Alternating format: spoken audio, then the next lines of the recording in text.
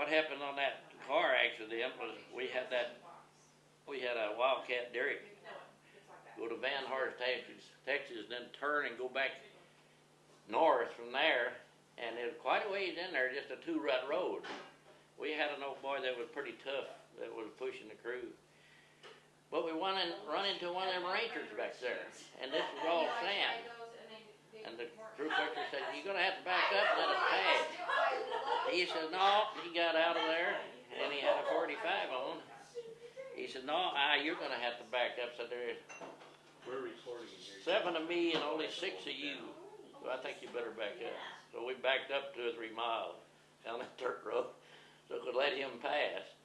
But after that was when the Van Horst was real dry, and the cattle was dying. They was dying of starvation, and they was laying in the road, and we'd have to get out and try to get them out of the road, and that 2-rut road. Well, we got in there and we started building the derrick. We got the floor set up with a gin pole truck, and then we was going to start putting the legs and stuff up. But anyway, we jacked the car up and put blocks under one side and left the rim on. We had a cat head fit right on the rim.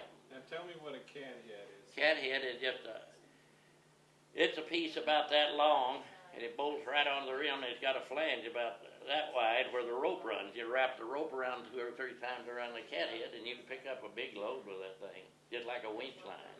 Okay. And if it don't run right, it'll run over against one side if your car ain't square with the rope going to the pulley. Or you go through the pulley and up to another pulley and back down, lift the stuff up on the leg. Well, it wasn't quite lined up, so we was going to pick the car up and set it over about 6 inches or so the rope lined up. And I was young out, I grabbed the middle bumper, and that 2 on each side of me, and they grabbed the bumper, we picked it up. Well, it fell off the dang blocks in the back, and it was idled up to 10 miles an hour on the throttle. And them 2 guys on each side of me got out of the way, and of course the car was plumb off the ground when it fell off the blocks, and I had all the weight, and it hit me right smack in the legs there and just knocked me down backwards. Before I got there though, I stopped, and I was new at this here, I was learning, and I wanted to keep up with them guys if I could. So my pocket on my overalls was cut out, and his pocket all the way across the back with just a seam sewed down the middle of it. So I stuffed them full of new bolts, 5/8 bolts by about 3 inches. And so I was carrying all that weight in my hip pocket all the way across. When I fell backwards, stretched out, I said, "I can beat it," in just an instant. So I pulled up like that and turned over and got on my hands and my knees just as it hit me in the rear end. Knocked me up and wound me up and under there, and I could see the tire about to run over my head, and I pulled it back, and then I got rolled over once and hung up on the transmission. So it skidded me right down the road with my jaw down on the hard dirt, and I had my arms down like that and my knees, and it just skinned all the skin off of them and off the side of my face, and I was blood everywhere running. And that was 70 miles from Odessa, Texas. Oh man. Lean back.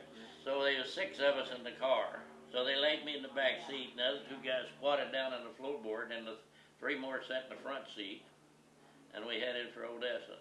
We just stopped everything right then. But the car, after they finally got to the switch, cut it off. That's the only way you could kill it, cut off the switch, the key switch.